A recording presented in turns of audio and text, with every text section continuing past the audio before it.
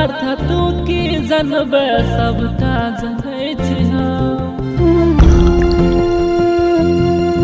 Music director DJ Ram जतन। आंसू के अर्थ तू की जनबे सबटा जनै छी प्यार के अर्थ तू की जनबे सबटा जनै छी नहीं भूलेबे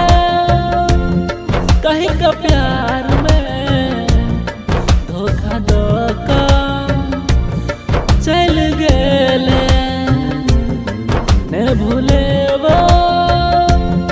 कहीं का प्यार में धोखा धोखा चल गेले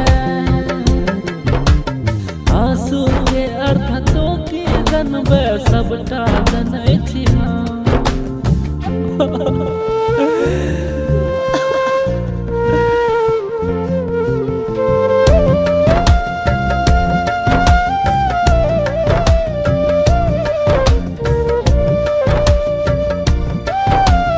म्यूजिक डायरेक्टर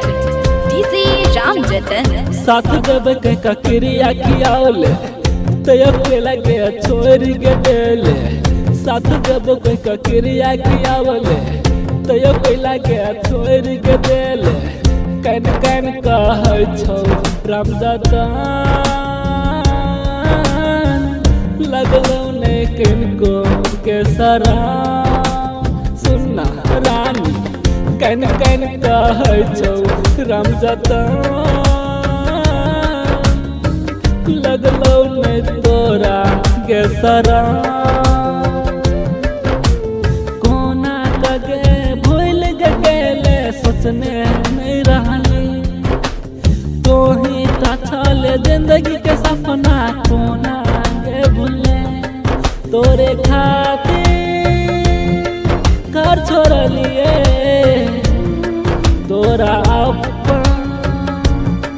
हम मनली